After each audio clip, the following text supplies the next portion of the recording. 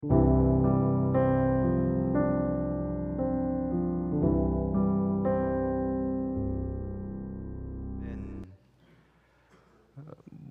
뭐 평생 책 보는 사람 아닙니까? 책 보는 거 제일 좋아해요.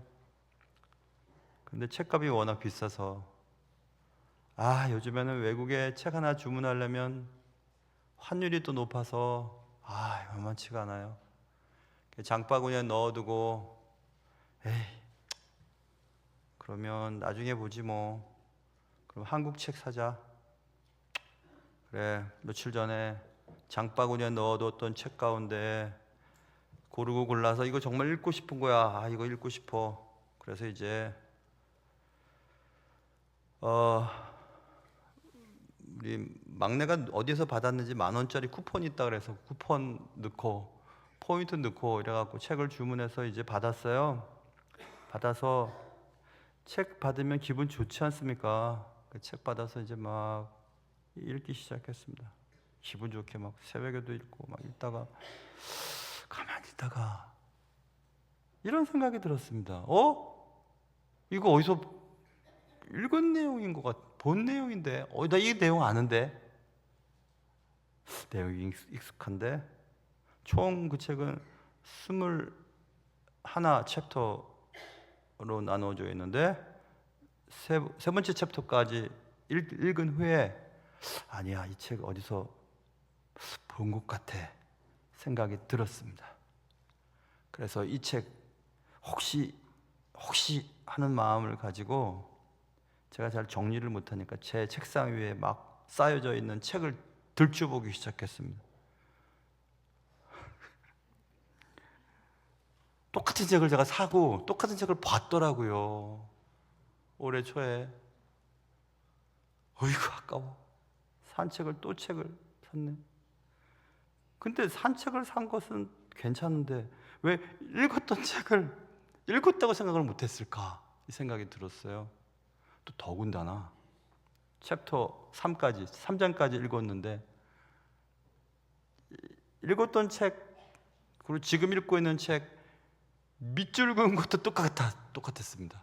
그렇다면 분명히 감동이 있어서 밑줄을 그어놨을 텐데 왜 그걸 몰랐지? 생각을 했습니다. 그래서 똑같은 책이 2권이 저에게 있습니다. 그 책이 무엇인지 궁금하시고 공짜를 원하시면 저한테 오시면 드리겠습니다. 그런데 탈모는 책임질 수는 없습니다. 어쩜 이렇게 무지했을까? 어쩜 이렇게 무감각했을까? 샀던 책을 또 사고 왜 그랬지? 이 생각하면서 무감각과 무반응이 생각이 났어요. 오늘 본문을 읽으면서 주님께서 이 시대 사람들이 왜 이 모양이냐 하며 말씀하신 이 장면이 그 단어에 매칭이 된다는 생각을 했습니다. 이 세대는 무감각한 세대다. 그리고 너희들은 반응이 없는 사람들이다. 이 얘기를 지금 주님이 하시는 것입니다. 오늘날 우리도 이 세대를 살면서 나라가 혼란스럽고 또 국제사회가 매우 예측이 불가능하게 움직이고 있는 이때 나만 잘 살면 되지 뭐.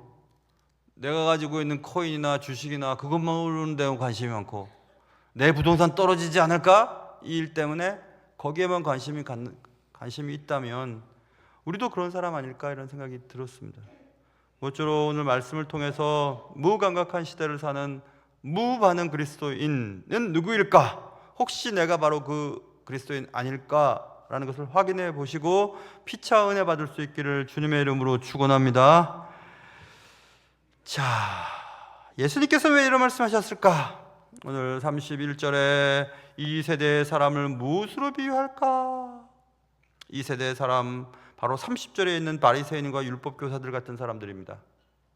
이 시대 사람들을 뭘 비유할까? 라고 생각하시면서 비유하건대 이렇게 얘기하면 되겠다 싶어서 이제 2가지 얘기를 하시는데 그 2가지 얘기는 장터에 앉아 아이들이 있는데 서로 불러 이르되 우리가 너희를 향하여 피리를 불어도 너희가 춤추지 않고 우리가 곡하여도 너희가 울지 아니하였도다. 이것은 무슨 얘기냐면 아이들이 놀이를 합니다. 뭐 숨바꼭질도 하고 뭐 이런 우리 다방구 같은 것도 하잖아요. 근데 이스라엘 아이들은 반응을 하는 놀이예요. 그러니까 피리를 딱 불면, 피리는 축제 아닙니까? 결혼식에 벌어진 행동을 하는 거예요. 피리를 딱 불면. 그런 피리를 딱 불면 막 춤을 추면서 잔치를 벌이는 그런 행동을 해야 되는 겁니다. 반응을. 그리고 또 이쪽에서 막 애곡을 합니다. 그러면 애곡한다는 것은 장례식에 대한 분위기를 연출해야 되는 거예요. 이쪽에서. 그러려면 울어야 되지 않습니까? 아이고, 아이고, 잘 죽었어. 이렇게 막 애곡을 하지 않겠어요? 그런 반응을 보여야 되는데 반응을 하지 않습니다. 이 얘기는 요한과 예수님의 사역에 반응을 전혀 보이지 않고 있는 바리새인과 율법 교사들을 비유해서 지금 얘기하시는 거예요. 피를 불렀다. 결혼식이다. 이것은 예수 그리스도가 오셔서 34절을 보세요. 인자는 와서 먹고 마심에 너희 말이 보라 먹기를 탐하고 포도주를 즐기는. 자, 오셔서 예수님 오셔서 먹고 마시고 막 즐겁습니다. 죄인들이 용서를 받고 막 즐거운 축제의 분위기예요. 결혼식 분위기. 그런 메시지를 전하고 예수님이 이렇게 사역 스타일을 가지고 복음을 전하는데도 반응이 없어요. 또 세례 요한처럼 떡도 먹지 않고 포도주도 마시지 않는 금욕, 지난주에 우리 살펴봤던 것처럼 그렇게 엄격한 복음의 메시지를 회개하라, 천국이 가까웠다, 뭐 이런 메시지를 전하는데도 회개하거나 눈물을 흘리거나 죄에서 돌이키지 않는 이 무반응적인 분위기를 지금 예수님은 말씀하시는 것입니다. 어찌 이럴 수가 있을까? 결혼식엔 춤을 추고 장례식에는 애곡해야지. 그리스도의 말씀에도 응답하지 않고 세례 요한의 복음 증거에도 응답하지 않는, 웃긴 얘기를 해도 웃지 않는, 슬픈 이야기야 해도 눈물을 흘리지 않는 이런 무감각한 세대, 이 세대를 살아가고 있는 너희들, 이렇게 지금 얘기하고 있는 겁니다. 어떤 것이 연주되든지 어떤 상황에서든지 그들은 그냥 무감각합니다. 무반응을 보입니다. 상황이 어떻든지, 나라가 어떻든지, 국제적 사가 어떻든지 상관없습니다. 내가 돈 벌어서 뭐 여차하면 떠버리면 되지 하고 해외에 가려고 하는 사람들, 나는 문제가 없어, 나는 내 자리만 지키면 돼 라고 생각하면서 여전히 이상한 행동들을 하는 분들, 감정이 메말라 있어도 이렇게 메마른가? 상황에 대해서 이렇게 냉소적인가? 그러면서 주님이 말씀하고 계시는 겁니다. 심지어는 세례 요한의 엄격한 사역의 스타일을 보고 사람들은 저거 귀신 들려서 저래, 이렇게 얘기를 했습니다. 귀신 들렸기 때문에 저런 행동을 하는 거야. 정상적이면 저렇게 행동을 안 하겠지. 예수님의 자유적이고 또 포괄적이고 또 사랑이 많은 행동들, 죄인들과 함께 마시고 먹고 세리와도 친구가 되시고 어쩔 수 없이 혹은 자의적이든지 뭐 가지고 있는 것은 몸밖에 없어서 몸을 가지고 생계를 유지하는 여인들, 가나마다 잡힌 여인들, 귀신 들린 사람들, 이런 사람 다 친구로 삼으시고 안아주시는 그런 예수님의 사역을 보고 사람들은 저는 먹기를 탐하고, 폭식가란 뜻입니다. 폭식가, 포도주를 즐긴다, 술주정뱅이, 이렇게 도덕적이고 전통적인 규칙에서 벗어난 저런 자들이라고, 저런 자라고 얘기하면서 예수님의 말씀을 듣질 않으려고 했습니다. 신명기에 보면 신명기 13장에는 거짓 선지자에 대한 얘기가 나와요. 거짓 선지자들, 꿈꾸는 자들은 잡아 죽여라. 그래서 세례 요한을 그렇게 죽이려고 했던 겁니다. 귀신 들린 자, 거짓 선지자.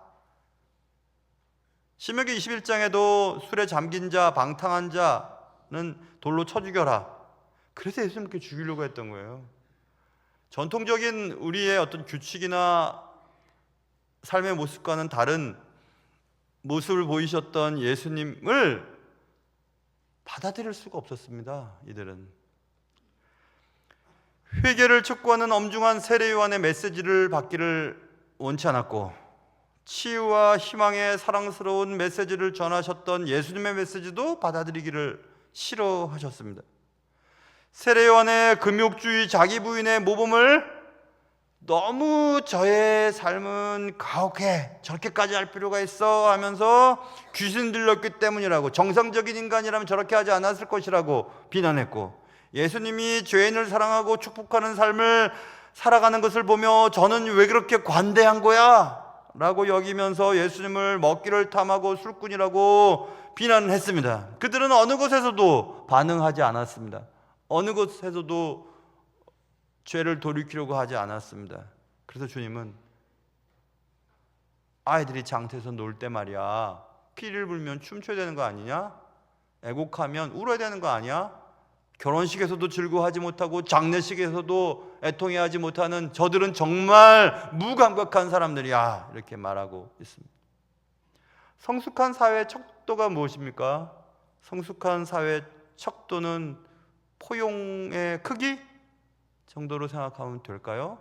계층이 다르고 생각이 다르고 또 뭐 여러 가지 가치관이 다른다 해도 포용하고 관용을 어느까지 넓힐 수 있는가 하는 게 성숙한 사회라는 생각을 해본 적이 있습니다. 저는 문예적이고 또 문학적인 소양이 낮은 사람입니다. 그러나 오래전에 여러분 홍세화 씨 있지 않습니까? 홍세화 씨, 나는 파리의 택시 운전사. 홍세화 씨 책을 읽을 때 새로운 가치관에 대한 생각들을 해볼 수 있었어요.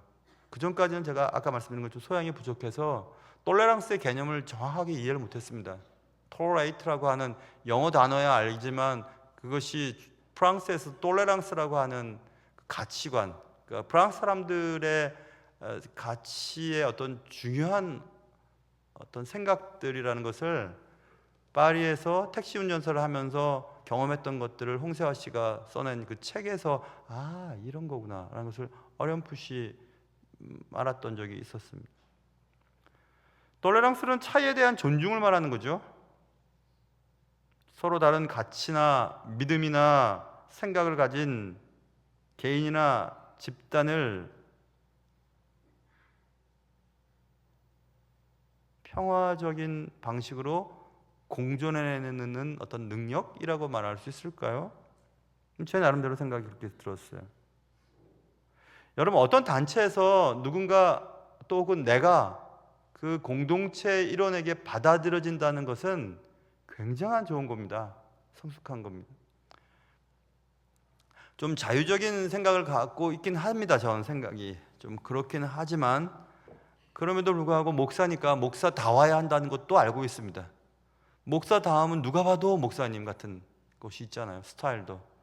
좀 전에 우리 사회 인도했던 누가 봐도 우리 김총근 목사는 목사라고 보지 저분을 누가 연예인이나 사기꾼으로 보겠어요? 누가 봐도 목사님 같아요. 근데 저는 누가 봐도 목사님 같지는 않아요. 그냥 집사님으로 압니다. 야쿠르트 아줌마도 저보고 집사님이 그렇게 말씀하셨었어요. 예전에. 너무 좋더라고요. 난 집사님 돼본 적이 없거든요. 청년 때 결혼해서 맞아요. 개척교회 조금 나갔을 때 집사님이라고 부르긴 했는데 저한테는 어울리지 않았어요. 근데 집사님이라는 소리를 들으니까 너무너무 좋은 거예요. 강 집사님. 여러분 이따가 나가실 때 저한테 강 집사님 이렇게 해보세요. 그럼 제가 눈을 흘길 테니까. 그런데 제가 몇 년 전부터 신방 갈 때도 저 청바지 입고 가고 그래요. 여름엔 티 입고 가고 아무렇게나 입고 가니까 아내가 좀 제대로 좀 입고 가라고. 목사가 그게 뭐냐고. 그래서 내가 왜? 그러면서 지금도 입고 다녀요. 그렇게 그냥 청바지도 입고 아무렇게나 입고 다닙니다. 운동화도 신고. 어떻게 보면 약간 거지 같긴 하지만 그래도 그렇게 입고 다녀요. 근데 제가 왜 그러는 줄 아세요? 우리 교회에서 저를 이제 받아들여 준다고 생각했어요. 제가 뭘 해도 제가 뭘 입든지 어떤 행동을 보이든지 성도들이 날 아니까 다 받아들여준다는 눈빛을 제가 느낄 수 있었어요. 몇 년 전부터. 내가 뭘 해도 오해하지 않고 날 사랑스러워하는 눈빛으로 바라보고 있다는 사실을 깨닫는 순간 전 자유로워졌어요. 그래서 설교할 때나 이렇게 하지, 사실 설교할 때도 그냥 이렇게 안 했으면 좋겠어요. 그래서 새벽 예배 때는 막 목도리 그냥 뭐라고 해요 이걸? 터틀넥이라 그래요? 폴라티 맞아요. 폴라를 입기도 하고 그러잖아요. 이게 받아들여준다는 것은 그 공동체가 굉장히 건강해졌다는 얘기거든요. 신뢰도 형성되고 내가 뭘 해도 받아들여주는. 그렇지만 물론 함부로 하는 것은 안 됩니다. 너무 친하고 너무 격이 없기 때문에 함부로 말하고 예의 없이 하는 것은 그건 잘못됐지만, 그럼에도 불구하고 그런 분위기가 형성됐다는 것은 저한테는 굉장히 감동적인 것이었었어요. 야, 이렇게 목회가 자유롭구나. 우리 교회 오면 전 좋거든요. 뭘 걸치고 오든지 어떤 행동을 하든지 나에 있는 그대로의 모습을 성도들이 받아주리라고 저는 믿기 때문에 그렇거든요. 반대로 생각해서 성숙하지 못한 사회는 나와 다른 것을 인정하지 않으려고 합니다. 바리새인과 율법 교사들은 전통적인 선지자와 정통적인 랍비의 모습이 세례 요한이나 예수님에게서 발견할 수가 없었던 것입니다. 그래서 비난을 한 거예요. 저 세례 요한 저 귀신 들리지 않았으면 저렇게 할 수가 있어? 저렇게 폭식과 술주정뱅이가 아니라면 저렇게 죄인들과 함께 먹고 마실 수 있어? 말도 안 되지! 하면서 받아들이기를 싫어했던 것입니다. 저는 그래서 이 말씀을 보면서 이런 생각을 하게 되었습니다. 아하, 예수님이 당대에 같이 숨을 쉬고 있는 공간 가운데에 찾아오셨습니다. 바리새인과 율법학자들도 그것을 보고 있었습니다. 동시대에 예수님이 오셨으니까.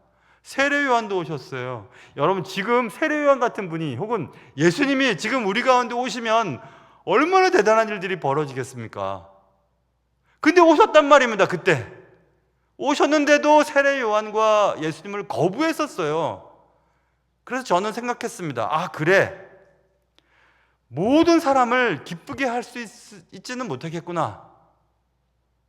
나를 좋아하는 사람이 있다면 날 싫어하는 사람들도 있겠구나. 저는 다른 사람들과 관계가 좋지 않은 걸 못 견뎌하는 스타일이거든요. 성품이 그래요. 다 잘 지내기를 기뻐하고, 아내와 결혼 생활을 할 때도 조금 무슨 일이 있으면 빨리 가서 그냥 제가 아양을 떨면서 웃기면서 빨리 해결하려고 했죠. 실제로는 제가 맞고 아내가 틀렸어도 제가 잘못했다 그랬습니다. 아내한테 물어보십시오. 정말 저는 그런 사람이거든요. 하긴 그러다가 너무 화나면 제가 말도 안 하고 나도 지렁이도 꿈틀하게 걸릴 수 있어. 그래갖고 말도 안 하고 그럴 때도 있었지만 전 그런 거 힘들거든요. 그런데 목회를 하면서 생각해 봤어요. 그것도 교만이구나. 모든 사람과 다 잘 지낼 수 있다는 것은 불가능하겠구나. 왜냐하면 모든 사람이 날 그대로 바라보는 것은 아닐 테니까, 이런 생각을 하게 되었습니다. 그래서 모든 사람을 기쁘게 하려는 생각을 버려야지 시간이 지나면 해결되겠지, 그런 것 말입니다. 그래서 모든 사람들과 잘 지내려고 했던 시도는 때때로 시간 낭비라는 사실을 깨닫게 되고, 그냥 저는 하나님이 내게 주신 길을 그냥 주님의 발자취를 따라 걸어야 되겠다, 이런 생각을 어느 순간 어느 때부터 하게 되었습니다. 그래서 여러분도 저도 마찬가지죠. 여러분, 세상에 악의적인 평가가 내게 내려지는 경우들도 있습니다. 그럴 때 너무 신경 쓸 필요 없을 것 같아요. 여러분, 예수님이 말씀하셨는데도 안 듣는데, 세례 요한이 그렇게 외치는데도 안 듣는데, 그것도 성경 학자 아닙니까? 율법 교사들은. 바리새인들은 어떤 분이에요? 철저하게 율법을 따라 지키는 사람들이었지 않습니까? 그런데도 그들은 아무 반응을 보이지 않았는데, 아무리 외치고 아무리 속에 있는 이야기들 다 드러내고 진실을 말해도 안 되는 건 안 되겠구나. 예수님도 그랬으니까. 세례 요한도 그랬으니까. 그러니 이런 것들 때문에 너무 힘들면 안 되겠구나 이런 생각을 합니다. 저는 오늘 본문을 통해서 그런 생각을 하게 되었어요. 왜냐하면 어떤 사람들은 이유도 없이 그 사람이 하는 일을 무조건 반대하고 그 사람의 잘못된 것을 찾고 일을 되게 하기보다는 일을 안 되게 하는 쪽으로 힘을 쏟는 경우들도 있거든요. 그분도 잘못이 아니에요. 그냥 그런 거예요. 사람은 그런 겁니다. 무조건 어떤 사람에 대해서 호의적인 생각을 갖는 분도 있고 무조건 그 사람이 싫은 사람들도 있습니다. 아무리 객관적인 사실과 객관적인 데이터를 보고도 안 믿으려고 하면 안 믿어지는 겁니다. 그러니 사회가 혼란스럽고 국제 정세, 또 아무리 생각해도 그리스도인의 가치관과는 먼 사람들이 세계적인 지도자들이 되는 일들이 벌어지고 있습니다. 그들은 세례 요한과 예수님의 삶을 오해했습니다. 철저히 오해했습니다. 귀신 들려서 저래, 저거 술주정뱅이야, 이렇게 말입니다. 그러면 그럴 때 그럼 우리는 그냥 포기해버릴 것인가? 한숨만 지을 것인가? 아닙니다. 주님은 오늘 35절 마지막 절에서 지혜는 예수님을 자신을 말하는 겁니다. 예수님 자신을 상징적으로 표현하는 것 지혜. 지혜는 자기의 모든 자녀로 인하여 옳다함을 얻느니라. 여기에 우리의 희망이 있습니다. 사람들의 오해에 어떤 진리도 받아들여지지 않으려고 하고 무감각한 시대에 반응을 보이는 저들, 이 세대의 저스러운 사람들에도 불구하고 지혜, 예수님은 예수님의 자녀들, 그러니까 하나님의 백성들에 의하여 옳습니다 라는 말을 듣게 된다는 겁니다. 하나님의 진정한 백성들은 예수님을 정확하게 보고 옳다고 생각한다 이 말입니다. 여기서 우리는 요한과 예수님은 종교 지도자들, 바리새인과 율법 교사들보다 일반적인 군중들, 일반 백성과 세리들, 그리고 자신을 죄인이라고 인정했던 죄인들, 34절 끝머리 보세요. 그런 자들에 의하여 옳다함을 얻느니라 이렇게 말씀했습니다. 아, 그렇구나. 하나님의 사역자들이 스타일이 어떠하든지 종교인들은 그를 불평하고 배척할 것이다. 종교 지도자들은 요한과 예수님 모두를 미워했습니다. 극과 극이죠. 요한은 이랬고 예수님이 이랬습니다. 너무 금욕적이고 너무 자유적이었어요. 너무 세속적으로 보이고 너무 금욕적으로 보였습니다. 이것도 싫고 저것도 싫습니다. 다 싫다는 겁니다. 요한과 예수님의 잘못을 찾는 데에는 전혀 함께할 수 없을 것 같은 바리새인과 율법교사들은 마음을 같이하여서 일관성 있게 그들을 미워했다 이겁니다. 검은 것과 거무스름한 것 이런 것들은 금방 잘 붙습니다. 비슷하니까. 따로따로 떼놓으면 다른 거지만 쭉 붙어버릴 수 있어요. 예수님 십자가에 못 박을 때도 같이 함께 할 수 없었던 사람들이 한 목소리로 외치기 시작했습니다. 십자가에 박으라고, 못 박으라고. 바리새인과 사두개인들이 연합해서 예수님을 공격했던 것들을 보면 저럴 수가 있나? 이런 생각해봅니다. 그러나 하나님의 사람들과 자신이 죄임을 인정하는 세리 같은 사람, 몸을 사용해서 생계를 유지할 수밖에 없었던 여인들, 그리고 사람들로부터 손가락질을 당했던 사람들, 버림받은 자들, 죄인이라고 더러운 자라고 거들떠 보지 않았던 상처가 많아서 죽어가던 사람들, 이런 사람들, 그런 사람들은 예수님의 말씀이 옳습니다 라고 인정함을 받을 것이다 이렇게 말씀했습니다. 거기에 희망이 있습니다. 당시 종교 지도자들은 죄인을 피했습니다. 왜냐하면 죄인 때문에 선한 내가 죄인이 될 수 있을지도 몰라. 더러움 때문에 깨끗함이 더러움의 전가, 죄의 전가가 일어날 거라고 생각했어요. 근데 주님은 죄인을 만드십니다. 그러니까 그들의 생각은 다른 겁니다. 아니 저렇게 저럴 수가 있지. 근데 주님은 깨끗한 것이 더러운 것을 만졌을 때 더러운 것이 깨끗함의 영향을 받아 이렇게 말씀하죠. 너무너무 다른 얘기입니다. 진리보다 자신의 평판에 관심을 기울였던 위선자들이었으면 당시 종교인들은, 지금은 그런 사람 없습니까? 사람들의 평판, 다른 사람에게 어떻게 내가 보일까에 관심을 기울인다면 바깥쪽에 관심을 기울일 거예요. 그러나 진실한 사람들, 그리고 아까 말씀드린 것처럼 나의 다름과 또 이런 것들이 차별받지 않고 포용되어지는 성숙한 사회라면 굳이 내가 가면을 쓰거나 두꺼운 화장을 안 해도 나를 있는 그대로 받아줄 수 있는 그런 사회, 교회,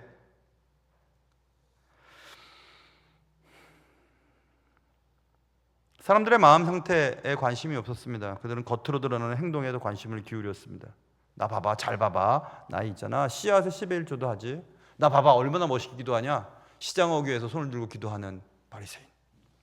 내가 성경 말씀을 얼마나 잘 아는데 성경 박사들, 그러나 예수님을 정작 몰랐습니다. 그래서 독선적인 삶을 살아갑니다. 거기에 비해서 하나님의 사람들은 죄인을 품습니다. 당신의 죄 나 이해할 수 있어요. 왠지 아세요? 나도 죄인이거든요.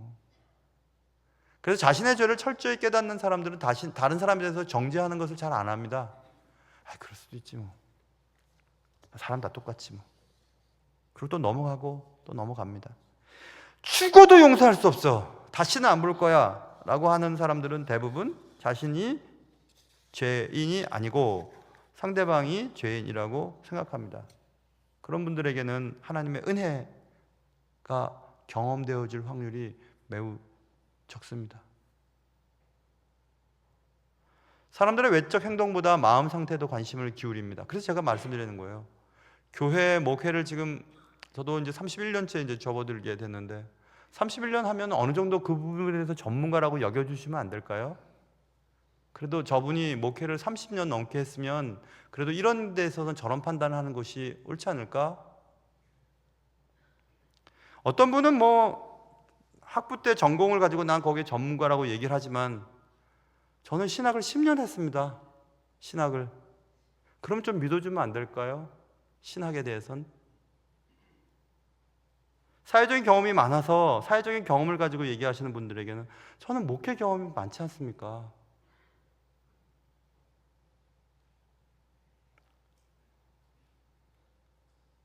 무감각한 시대를 삽니다. 무감각한 시대는 너도 나도 다 옳습니다. 자신의 판단이 제일 옳습니다. 그래서 하나님을 향한, 정작 하나님을 향한 마음은 강팍합니다. 말씀을 전해도 듣지를 않습니다. 이러면 이래서 싫고 저러면 저래서 싫어합니다. 세례요한도 싫고 예수님도 싫습니다. 이래도 싫고 저래도 싫습니다. 다 싫습니다. 결국 그들은 시간이 많이 지나서 하나님의 나라를 위해서 철저하게 종교생활을 했던 자들, 바리새인, 하나님의 말씀에 대해 정통이 있다고 했던 율법 교사들은 시간이 많이 지나서 보았더니 그들은 복음 전파의 방해꾼이었습니다. 그렇다면 나는 내 속에 완전성이 있습니까? 내 속에 모순성은 있지 않습니까? 위선은 없습니까? 그것을 직시하지 않는다면 우리는 진실을 받아들일 수 없을 겁니다. 항상 설교자에게 혹은 주님의 일을 하는 자들에게 혹은 다른 타자에게 비판의 목소리만 낼 겁니다. 그게 무감각한 시대의 특징입니다. 이 시대를 살아가고 있는 나는 어떤 반응을 보이고 있는가? 소록도는 한센병을 가지신 분들이 치료도 받고 또 모여 사시는 곳이죠. 전 몇 번 갔습니다. 예배인도 하러 몇 번을 가서 예배인도 했습니다. 그들의 박수치며 찬양하는 소리 모습을 보기만 해도 눈물이 나요. 코도 뭉개지고 손도 없는데 박수를 치고 싶으니까 막 이렇게 하면서 치시고, 어떤 분은 막 이렇게 치시고 그러세요. 하나님을 찬양하는, 그것만 봐도 눈물 납니다. 그런 분들 이제 많이 돌아가신 것 같아요. 이번에도 또 갔더랬습니다. 지난 그 휴가 때 아내와 같이 가보고 싶어가지고 내려갔습니다. 차를 몰고. 지금은 근데 그때도 그랬는 것 같아요. 제가 실무를 안 해서 몰랐는데 예약을 안 해서 출입도 못했어요. 병원에 들어가지도 못하고 교회도 들어가지도 못하고. 한센병이 왜 무섭습니까? 한센병, 나병이라고 하고 예전에는 뭉둥병이라고 했죠. 오늘 아침에 한센병에 대해서 쭉 한번 다시 읽어봤어요. 인터넷에 나와 있는 거. 한센병이 시작되면 촉각을 잃는답니다. 다 그렇지는 않겠지만 촉각, 맛을 모른답니다. 통각, 아픔을 모른답니다. 아픔의 감각 사라지고, 촉각, 통각은 알겠는데 온도 감각도 사라진답니다. 불에 손을 넣어도 뜨겁지 않으니까 타도 그냥 온도 감각. 위치 감각도 사라진다네요. 위치, 내가 지금 어디 있지? 진동 감각도 사라진답니다. 그래서 뭐 휘청휘청거리고 넘어지고 균형을 못 잡고.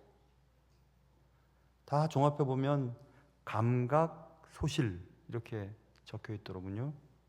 한센병의 치명적인 문제, 모든 감각이 소실된다. 코가 떨어져 나가고 귀가 뭉개지고 손마디, 발가락 마디가 떨어져 나가도 안 아픈 겁니다. 감각 소실. 무감각은 그런 거 아니겠어요? 육체적인 한센병, 나병을 성경에서는 영적 나병과 견주어서 계속 설명하거든요. 우리는 육체적으로는 나병, 한센병에 걸리지 않았더라도 영적으로는 무감각한 삶을 살고 있지 않습니까?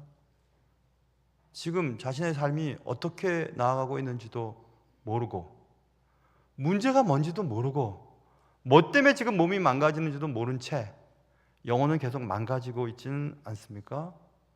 그건 바로 무반응을 보인 그리스도인의 모습을 통해서 알 수 있습니다. 아무리 얘기하고 아무리 말씀드리고 아무리 설득을 하고 아무리 주의 음성을 들려준다 하더라도 나 저런 말 들은 적 없어. 한 번도 해본 적 없어. 아니야. 내 생각으로는 아니야. 라고 한다면 아무것도 할 수 없습니다. 무감각 시대를 사는 무반응 그리스도인이 되기를 원하십니까? 그렇다면 피를 불어도 춤추지 마십시오. 애곡을 할 때도 눈물 한 방울 나오지 않아도 괜찮다면 그렇게 하십시오. 예배를 드려도 감동이 없고 하나님을 찬양하는 찬양을 할 때도 무감각하고 하나님의 말씀 앞에서도 도대체 변화가 없는 우리라면 우리는 영적 한센병 환자들입니다. 무감각 시대를 살아가고 있는 무반응 그리스도인이 여러분과 제가 아니기를 진심으로 기도드립니다. 기도하겠습니다. 하나님 아버지, 우리에게 예민한 감각을 허락하시고 영적 센시티브를, 영적 감각을, 민감성을 허락하여 주셔서 하나님이 원하시는 것이 무엇이고 하나님의 우리 교회를, 우리 가정을, 나를 향한 하나님의 말씀이 무엇인지 정확하게 반응하며 주님이 원하는 일을, 기쁘면 춤을 추고 슬프면 눈물을 흘릴 수 있는 주님의 사람들 되게 도와주옵소서.